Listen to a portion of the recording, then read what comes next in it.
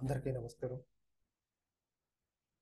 మా ఫైనాన్షియల్ వీడియోస్ని బాగా ఆదరిస్తున్నందుకు, మా ఎగ్జిస్టెడ్ క్లయింట్స్ ఉన్నటువంటి ఇన్వెస్ట్మెంట్స్ని ఇంకా ఇంక్రీజ్ చేసుకున్నందుకు, అంటే మా టిప్స్ని మా ఐడియాస్ని ఫాలో అవుతూ ఇంక్రీజ్ చేసుకున్నందుకు, అదేవిధంగా కొత్త కస్టమర్స్ మాతో ఇన్వెస్ట్మెంట్స్ స్టార్ట్ చేసినందుకు మీ అందరికి కూడా మరొకసారి నా ధన్యవాదాలు. మీ అందరికి తెలుసు, నేను సర్టిఫైడ్ ఫైనాన్షియల్ కన్సల్టెంట్ అని కూడా. అంటే ఒక మ్యూచువల్ ఫండ్సే కాకుండా ఫైనాన్షియల్ ప్లానింగ్స్ అవి ఎలా ఎగ్జిక్యూట్ చేయాలి, లేదా అసలు ప్లానింగ్ ఎలా చేయాలి ఒక కస్టమర్కి. ఓకే, సో ఏ కస్టమర్కి ఎలాంటివి కన్సిడర్ చేయాలి, ఓకే, ఎలాంటి పాయింట్ ఆఫ్ వ్యూ తీసుకోవాలి, సో ఇవన్నీ కూడా చూస్తామన్నమాట. ఓకే, సో ఈరోజు వచ్చేసి ఏంటంటే, ఎవరికైనా సరే పనికొచ్చేటువంటి విధంగా, అది ఎలాంటి కస్టమర్ అయినా సరే, అది లోయర్ పీపులా, లేకపోతే మిడిల్ క్లాస్ పీపులా, లేకపోతే రిచ్ పీపులా, హెచ్ఎన్ఐ పీపులా, ఎవరైనా సరే అందరికీ పనికొచ్చే విధంగా ఒక ప్లానింగ్ అనేది కన్సిడర్ చేసినప్పుడు ఎలాంటివి మనం డెఫినెట్గా ఫోకస్ చేయాలి అనేటువంటిది చూద్దాం ఇప్పుడు.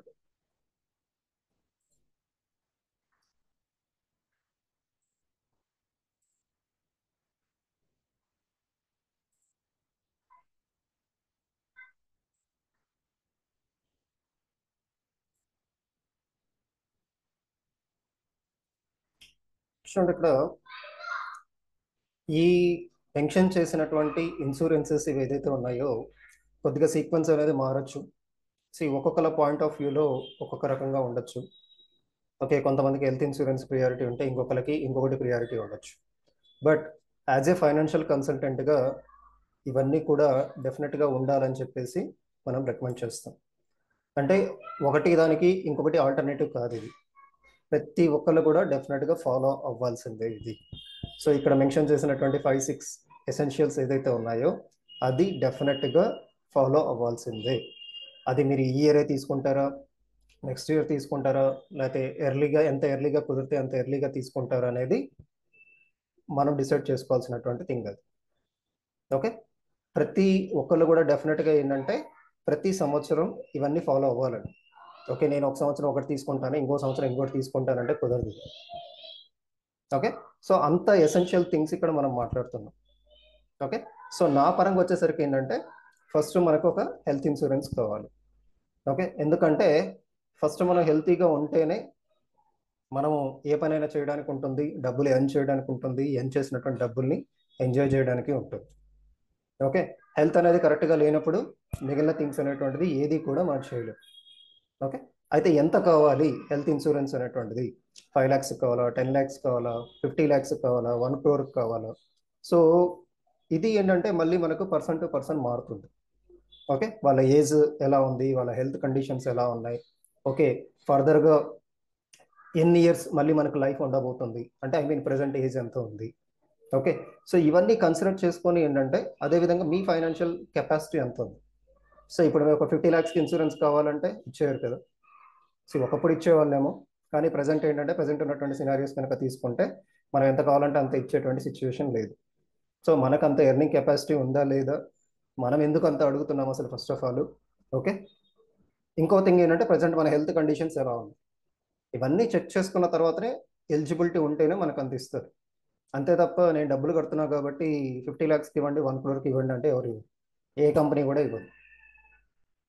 ఓకే, సో ఎంత కావాలి, అట్లీస్ట్ మినిమం ఎంత ఉండాలి అనేటువంటిది ఏంటంటే, సో మీరు పర్సనల్గా మాతో డిస్కస్ చేసినప్పుడు, లైక్ నాలాంటి ఫైనాన్షియల్ కన్సల్టెంట్స్ డిస్కస్ చేసినప్పుడు మనకు అక్కడ డిసైడ్ అవుతుంది మినిమం ఎంత తీసుకుంటే సరిపోతుంది. ఓకే, ఇప్పుడు కొంతమంది ఏంటంటే మా కంపెనీలో ఉన్నాయి ఆల్రెడీ, ఓకే, మా కంపెనీ ఎంప్లాయీస్ ప్రొవైడ్ చేస్తున్నారు, మళ్ళీ మాకు అవసరం లేదు, ఇలా ఎక్కువ మంది దగ్గర వింటూ ఉంటాం. సో అది ప్రాబ్లం ఏమవుతుందంటే, మీరు కంపెనీలో వర్క్ చేస్తున్నంత వరకే ఆ ఇన్సూరెన్స్ అనేది మీకు హెల్ప్ అవుతుంది. మీరు వన్స్ కంపెనీ నుంచి బయటకు వచ్చిన తర్వాత బై ఛాన్స్ ఆ టైంలో ఏదైనా జరిగింది అనుకో, మన మాకు హెల్త్ అనేటువంటి ప్రాబ్లం వచ్చింది, హాస్పిటలైజేషన్ అయ్యాము, ఆ టైంలో మళ్ళీ మీరు పర్సనల్గా మీ చేతిలో నుంచి క్యాష్ పెట్టుకోవాల్సి వస్తుంది. సో అందువల్ల ఏంటంటే ఈవెన్ కంపెనీస్లో ఉన్నా సరే ఏంటంటే మనం చేయాల్సినటువంటి పని మినిమం అమౌంట్ అయినా కనీసము తీసుకుంటే, లైక్ అట్లీస్ట్ ఒక 2 lakhs 3 lakhs సంథింగ్ చిన్న చిన్న అమౌంట్స్ అయినా తీసుకుంటే, ఓకే, ఇలాంటి సిచ్యువేషన్స్ ఏదైనా ఉన్నప్పుడు దాన్ని మనం ఓవర్కమ్ చేయడానికి హెల్ప్ అవుతుంది. ఓకే, సో అలా అవుతుందా లేదా అంటే అది ఎవరు చెప్పలేరు. సో ఎక్కడ కూడా జాబ్స్ గ్యారంటీ అనేటువంటిది ఏం లేదు. సో మీరు ప్రైవేట్ జాబ్స్ తీసుకున్నా అదే సిచ్యువేషన్, ఇప్పుడు గవర్నమెంట్ జాబ్స్ తీసుకున్నా సరే కొత్త కొత్త ఎంప్లాయీస్కి ఏమవుతున్నాయి, రూల్స్ అనేటువంటిది రెగ్యులర్గా మారిపోతూ ఉన్నాయి. సో ఒకప్పుడు మనకు పిఎఫ్ అవన్నీ ఉన్నాయి, ఇప్పుడు ఎవరికీ లేదు, ఈవెన్ గవర్నమెంట్ ఎంప్లాయీస్ తీసుకున్నా సరే. సో వచ్చే కొద్దీ రూల్స్ అనేటువంటి మారిపోతూ ఉంటాయి. అందువల్ల ఎంతసేపు మన కంపెనీ దాని మీద డిపెండ్ అయితే అవ్వదు. ఓకే, సో ఆల్రెడీ మీ కంపెనీ వాళ్ళు అంటే అట్లీస్ట్ పర్మనెంట్ ఎంప్లాయీస్ అనుకోండి, వాళ్ళకి కంపెనీ ఐ మీన్ గవర్నమెంట్ అనేటువంటిది అష్యూరెన్స్ ఉంటుంది కాబట్టి అట్లీస్ట్ ఇన్ని ల్యాక్స్ రూపీస్కో లేదా ఇంత క్రోర్స్ ఆఫ్ రూపీస్కో అష్యూరెన్స్ అనేది ఉంటుంది కాబట్టి వాళ్ళకి నో ప్రాబ్లం, మళ్ళీ పర్సనల్గా తీసుకోవాల్సిన అవసరం లేదు. బట్ ప్రైవేట్ ఎంప్లాయీస్ మాత్రం డెఫినెట్గా ఇది కేర్ఫుల్గా ఆలోచించుకొని తీసుకోవాలి. ఓకే, కంపెనీ ఇస్తుంది కదా అని చెప్పి మీరు అది మాత్రం ఉంటే సరిపోదు. ఒక్కోసారి కొన్ని కంపెనీస్ ఎలా ఉంటుందంటే మాక్సిమం మీకు 2 lakhs ఉంటుంది లేదా 3 lakhs ఉంటుంది, బట్ అది ప్రజెంట్ డేస్లో సరిపోదు. అట్లీస్ట్ మీరు మినిమం 5 lakhs అయినా తీసుకోవాల్సిందే as a minimum. Okay, so ఇవన్నీ క్యాలిక్యులేట్ చేసుకొని ఏంటంటే డెఫినెట్గా మనం హెల్త్ ఇన్సూరెన్స్ అనేటువంటిది ఫస్ట్ ప్రియారిటీ ఇవ్వాలి. ఓకే, సో సెకండ్ థింగ్ తీసుకుంటే ఏంటంటే పర్సనల్ యాక్సిడెంట్ ఇన్సూరెన్స్ అంటాం. సో ఇది ఎందుకు అంటే చాలామంది ఇది సజెస్ట్ చేయరు, అవసరం లేదు అనుకుంటారు. లైక్ ఇప్పుడు మన వెహికల్స్కి ఇవన్నీ అయితే డెఫినెట్గా తీసుకుంటారు ఇన్సూరెన్స్, రైట్. ఒక కార్ తీసుకోండి, హార్డ్లీ అంటే ఒక 10 lakhs ఉంటుంది, ఎక్కువ మంది వాడేటువంటి కారు, లేదా ఒక 5 lakhs ఉంటుంది. కొంచెం లగ్జరీ పీపుల్ అంటే 50 lakhs 1 crore ఇలా కూడా వాడతారు. ఓకే, ఈవెన్ మనం 2 lakhs కార్ తీసుకున్నా, 5 lakhs కార్ తీసుకున్నా, 10 lakhs కార్ తీసుకున్నా డెఫినెట్గా ఇన్సూరెన్స్ చేస్తాం. అంటే అది డ్యామేజ్ అయితే మనకి ప్రాబ్లం అవుతుంది, మన చేతిలో ఎక్స్పెన్సెస్ పడతాయి అని. ఓకే, అదే ఇప్పుడు మన బాడీ డ్యామేజ్ అవుతే ఏదో ఒక రీజన్ తోటి, లేదా మనకి ఏదైనా ఒక ఇన్సిడెంట్ జరిగింది అనుకోండి, సో వెళ్తున్నప్పుడు కింద పడి కావచ్చు, లేదా దెబ్బ తగిలి కావచ్చు, సంథింగ్ ఏదో ఒకటి జరగకుండా అనేది ఉండదు మనిషి అన్నాక, రైట్. ఇలాగే జరగాలని లేదు, జరగకూడదని లేదు, ప్రాబ్లం అనేటువంటిది ఎలా అయినా క్రియేట్ అవ్వచ్చు, రైట్. సో అలాంటి సిచ్యువేషన్ ఏమవుతుంది, మనం జాబ్ చేయడానికి సిచ్యువేషన్ సపోర్ట్ చేయొచ్చు, సపోర్ట్ చేయకపోవచ్చు. అంటే కొన్ని రోజులు మనం హాస్పిటలైజేషన్ అవ్వాల్సినటువంటి సినారియోస్ ఉంటాయి. అది హెల్త్ ప్రాబ్లం మూలాన కావచ్చు, సంథింగ్ ఎవరి మూలానైనా కావచ్చు. అంటే రోడ్డు మీద వెళ్తుంటే ఏదైనా యాక్సిడెంట్ అయి కావచ్చు, సో ఇంట్లో అన్ఎక్స్పెక్టెడ్గా కావచ్చు, ఆఫీస్లో అయినా కావచ్చు. ఎనీ రీజన్ ఏమవుతుందంటే హాస్పిటలైజేషన్ అయ్యారు, మనం ఇప్పుడు పనిచేసేటువంటి సిచ్యువేషన్ లేదు. సో ఆ టైంలో మనకు అమౌంట్ ఎట్లా అడ్జస్ట్ అవ్వాలి, రైట్. అలాంటివన్నీ కవర్ చేయడానికి మనకు పర్సనల్ యాక్సిడెంట్ ఇన్సూరెన్స్ అనేది హెల్ప్ చేస్తుంది. సో కంపెనీస్ని బట్టి ఏంటంటే మనకు 3 weeks కావచ్చు, 6 weeks కావచ్చు, ఈవెన్ 1 year కూడా మనకు వీక్లీ బేసిస్ మీద అమౌంట్ ఇస్తాయి. At the same time hospitalization ఖర్చులు కూడా బేర్ చేస్తుంది. ఓకే, సో హెల్త్ ఇన్సూరెన్స్కి పర్సనల్ యాక్సిడెంట్ ఇన్సూరెన్స్కి కొంచెం డిఫరెన్స్ ఉంది. అందువల్ల ఏంటంటే నేను హెల్త్ ఇన్సూరెన్స్ తీసుకుంటే సరిపోతుంది కదా, ఇది అవసరం లేదు అనుకోవద్దు, లేదా పర్సనల్ యాక్సిడెంట్ తీసుకుంటే హెల్త్ అవసరం లేదు అనుకోవద్దు. ఓకే, సో రెండు కంపల్సరీ కొంచెం వేరియేషన్స్ ఉన్నాయి. ఈవెన్ మన పర్సనల్ యాక్సిడెంట్ ఇన్సూరెన్సెస్ కూడా ఏంటంటే చిన్న చిన్న అమౌంట్స్ తోటి అట్లీస్ట్ మనకు 50 lakhs 1 crore ఇలా కవరేజెస్ వస్తాయి. హార్డ్లీ మనకు పర్ ఇయర్ వచ్చేసి 5,000 ఇదే రేంజ్లో ఉంటాయి, అంతకంటే ఎక్కువ ఉండదు ఈవెన్ 50 lakhs తీసుకున్నా సరే. ఓకే, సో నెక్స్ట్ వచ్చేసి టర్మ్ ఇన్సూరెన్స్. టర్మ్ ఇన్సూరెన్స్ అనేటువంటిది ఏంటంటే ఎందుకు తీసుకోవాలి అనుకుంటే మనకు లైఫ్ అనేటువంటి ప్రొటెక్షన్గా ఉండాలి. అంటే ఎర్నింగ్ పర్సన్ ఎవరైతే ఉన్నారో, లేకపోతే ఇంట్లో కీ పర్సన్ ఎవరైతే ఉన్నారో, ఓకే, వాళ్ళు కనుక లేనప్పుడు, వాళ్ళ ప్రెజెన్స్ అనేది లేనప్పుడు ఫ్యామిలీ రన్ అవ్వాలి అంటే అది చాలా డిఫికల్ట్గా ఉంటుంది. ఓకే, ఎస్పెషల్లీ మనీ లేకపోతే ఏం చేయలేరు ఆ టైంలో, రైట్. సో ఆ కవరేజ్ అనేటువంటిది కావటానికి అట్లీస్ట్ మనకు ఒక ప్రొటెక్షన్ కావాలి. సో తక్కువ అమౌంట్లో మనకి ఎక్కువ ప్రొటెక్షన్ ఇచ్చేటువంటి టర్మ్ ఇన్సూరెన్సెస్. ఓకే, అదే మన endowment policies, whole life policies ఇలాంటివన్నీ తీసుకుంటే ఏంటంటే మనకి కవరేజ్ చాలా తక్కువ వస్తుంది. ఈవెన్ 1 crore రావాలంటే చాలా టఫ్ అది. అదే టర్మ్ ఇన్సూరెన్సెస్లో మీకు 1 crore తీసుకుంటే అట్లీస్ట్ 15,000 నుంచి 20,000 నుంచి కూడా వస్తాయి, డిపెండ్స్ ఆన్ మన ఏజ్ని బట్టి, రైట్. అదేవిధంగా మన హెల్త్ కండిషన్స్ని బట్టి. సో ఇట్లా ఏంటంటే క్రోర్స్ ఆఫ్ రూపీస్లో కూడా మనము టర్మ్ ఇన్సూరెన్స్ అనేటువంటి తీసుకోవచ్చు, రైట్. బేసిక్గా ప్రొటెక్షన్. సో చాలామంది చేసే మిస్టేక్ ఏంటంటే టర్మ్ ఇన్సూరెన్సెస్లో ఇప్పుడు రిటర్న్ ఆన్ ప్రీమియం అని ఉన్నాయి. అంటే ఒకవేళ పర్సన్కి ఏం కాలేదనుకోండి, లైవ్గానే ఉన్నారు, ఒక 30 years తీసుకున్నారు పాలసీ, పర్సన్ డెత్ అనేది అవ్వలేదు, ఇప్పుడు లైవ్గానే ఉన్నారు, అప్పుడు నాకు క్యాష్ బ్యాక్ కావాలి లేకపోతే అమౌంట్స్ కావాలని చెప్పేసి ఎక్స్పెక్ట్ చేస్తూ ఉంటారు. అవన్నీ ఏమవుతాయంటే మీకు ప్రీమియమ్స్ ఇంక్రీజ్ అవుతాయి. ఓకే, సో జస్ట్ టర్మ్ ఇన్సూరెన్స్కి సపోజ్ మీరు ఒక 1 crore వచ్చేసి 20,000 కడుతున్నారు అనుకో. సో రిటర్న్ ఆన్ ప్రీమియం వచ్చేసరికి ఏమవుతుంది, 30,000 40,000 కడతారు. సో అక్కడ అన్నెసరీగా ఎక్స్ట్రా అమౌంట్ అనేది కట్టాల్సి వస్తుంది. అది మీ ఇంట్రెస్ట్, కట్టారా లేదా మీకు అదే ఇంట్రెస్ట్ ఉందనుకుంటే అది దాన్ని ఎవరైనా చేయలేదు. కానీ యాజ్ ఏ ఫైనాన్షియల్ అడ్వైజర్గా, సర్టిఫైడ్ పీపుల్గా మేము రికమెండ్ చేసేటువంటిది ఏంటంటే ప్యూర్ టర్మ్ ఇన్సూరెన్స్ తీసుకోండి తప్ప నాకు అక్కడ రిటర్న్ కావాలని ట్రై చేయొద్దు. సో దాంతో మనకు చాలా లాసెస్ జరుగుతాయి. మీ మనీని అన్నెసరీగా స్పెండ్ చేసినట్టు ఉంటుంది.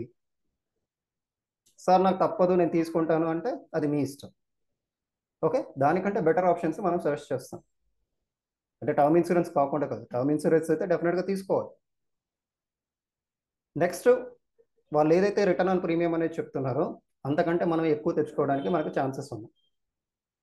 ఓకే, సో అలా అని చెప్పేసి కంపెనీస్ బ్యాడ్ అని కాదు, లేకపోతే కంపెనీస్ మనల్ని ఏదో చీట్ చేస్తున్నాయని కాదు ఇక్కడ. ఓకే, సో నెక్స్ట్ థింగ్ ఏంటంటే ఎస్ఐపి కనుక తీసుకున్నాం అనుకోండి, సో మ్యూచువల్ ఫండ్స్ అనేటువంటిది కన్సిడర్ చేయాలి. ఇక్కడ ఇన్కమ్ పర్పస్, ఈ మూడు వచ్చేసి ఏంటంటే మనం ప్రొటెక్షన్ పర్పస్ కన్సిడర్ చేస్తున్నాము. ఓకే, నెక్స్ట్ వచ్చేటువంటిది ఏంటిది, ఇన్కమ్ పర్పస్. సో ఇన్వెస్ట్మెంట్స్ అనేటువంటి చేయాలి. సో ఆల్రెడీ మ్యూచువల్ ఫండ్స్ ఎందుకు చేయాలి, డిఫరెంట్ డిఫరెంట్ ఆప్షన్స్ ఉన్నాయి మనకి. ఆర్డీ ఉన్నాయి, ఫిక్స్డ్ డిపాజిట్స్ ఉన్నాయి, చిట్ ఫండ్స్ ఉన్నాయి, ఇలా డిఫరెంట్ డిఫరెంట్ ఆప్షన్స్ ఉన్నాయి, గోల్డ్ ఉన్నాయి. ఇన్ని కాకుండా మనం మ్యూచువల్ ఫండ్స్కే ఎందుకు మెయిన్ ప్రియారిటీ ఇవ్వాలి అనేటువంటిది మనం డిఫరెంట్ వీడియోస్ చేసాం. ఓకే, వేరే వాటిల్లో పెడతారా అనేటువంటిది మీ ఇష్టం, బట్ ఇది అయితే డెఫినెట్గా కన్సిడర్ చేయాల్సిందే. ఒకవేళ మీరు అవి అడిషనల్గా అవి అవి కనుక ఫాలో అవుతా ఉంటే దాంతోపాటు ఇది అడిషనల్గా మీరు చేయాల్సింది. ఓకే, నేను అది అక్కడే చేస్తా కూర్చుంటానంటే అవ్వదు. ఓకే, సో దాని రీజన్స్ లైక్ ఇన్ఫ్లేషన్స్ అయితేనేవి ఇవన్నీ కూడా చాలా చెప్పాను, చాలా వీడియోస్ చేసాం, అవన్నీ ఒకసారి చూడండి.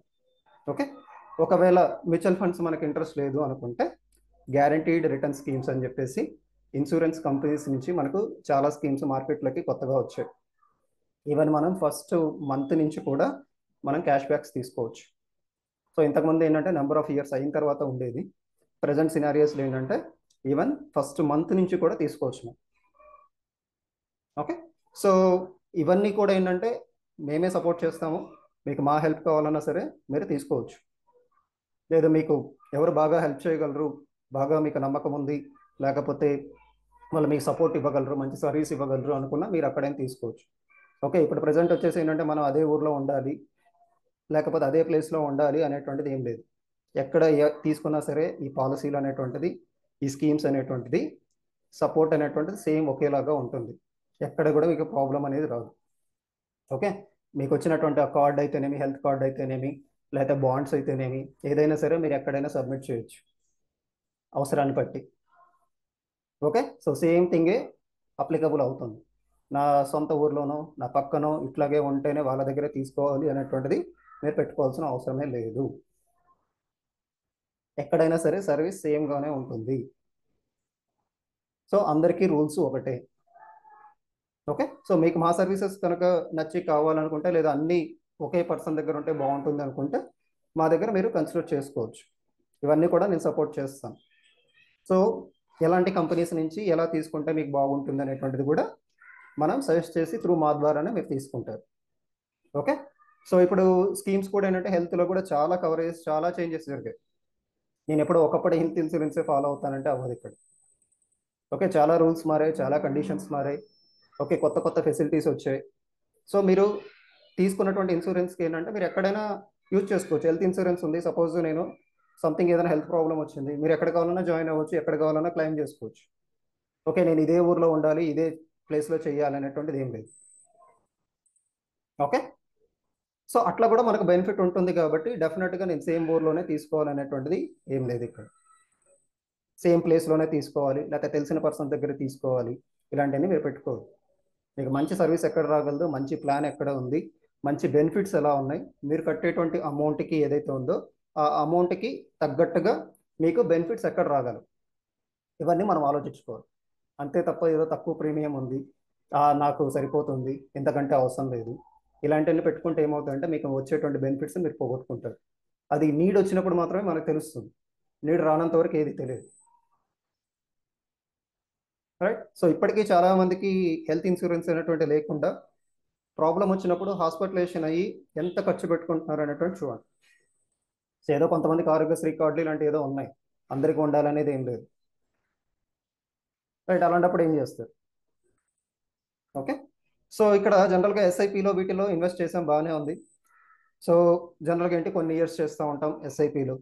ఫైనల్గా ఏం చేస్తాం, వచ్చినటువంటి అమౌంట్స్ని మనం ఒకేసారి యూటిలైజ్ చేసుకుంటామా, లేదా ఎస్డబ్ల్యూపి ఆప్షన్ ద్వారా నెల నెల ఇంత అని తీసుకుంటూ వస్తాం. ఓకే, అది మన ఇష్టం. సో మ్యూచువల్ ఫండ్స్లో మనకు ఆ ఫ్లెక్సిబిలిటీ ఉంది. ఓకే, సో మొత్తం తీసుకోవటమా, ఎంత కావాలంటే అంత తీసుకోవటమా, నెల నెలా తీసుకోవటమా, ఇవన్నీ కూడా ఆల్రెడీ మనం డిఫరెంట్ వీడియోస్ చేసాం. ఓకే, సో ఓవరాల్గా మనం చెప్పేటువంటి థింగ్ ఏంటంటే, ఇవి కంపల్సరీగా ప్రతి పర్సన్ మేనేజ్ చేయాల్సినటువంటి థింగ్స్. ఎవరికో ఒకళ్ళకి అప్లికబుల్ అవుతాయంటే కాదు. ఓకే, ఒకవేళ మనకు అంత ఫైనాన్షియల్ సిచ్యువేషన్ కనుక లేకపోతే, సో మన ఫైనాన్షియల్ సిచ్యువేషన్ తగ్గట్టుగా ఇవన్నీ మెయింటైన్ చేయాల్సింది. సపోజ్ ఇక్కడ నేను 5 lakhs తీసుకుంటే బదులు మేబీ 2 lakhs తీసుకుంటాను. ఓకే, ఫ్యామిలీ ప్లాటర్ స్కీమ్స్ వస్తాయి, రైట్? ఇండివిజువల్గా తీసుకుంటే బదులు ఫ్యామిలీ ప్లాటర్ వాటిలో మనకు చాలా అడ్వాంటేజ్ వస్తుంది, ఎంటైర్ ఫ్యామిలీని కవర్ చేయొచ్చు, రైట్? ఈవెన్ తక్కువ ప్రీమియం కూడా కన్సిడర్ చేసుకోవచ్చు. సో 5 lakhs తీసుకునే బదులు 2 lakhs తీసుకుంటాం. ఇక్కడ కూడా అంతే, మేబీ 50 lakhs తీసుకునే బదులు నేను 20 lakhs తీసుకుంటాను. అట్లా మన ఫైనాన్షియల్ సిచ్యువేషన్ బట్టి ఏంటంటే తగ్గించి తీసుకోవచ్చు, బట్ ఇవన్నీ మెయింటైన్ చేయాల్సిందే. ఏదో నేను ఒకటి మెయింటైన్ చేస్తాను, ఈ ఇయర్ ఇది తీసుకుందాం, నెక్స్ట్ ఇయర్ ఇంకోటి తీసుకుందాం, ఇట్లా అంటే కుదరదు. ఓకే, సో ఒక మంచి ఐడియా నేను ఇవ్వగలిగానని అనుకుంటున్నాను.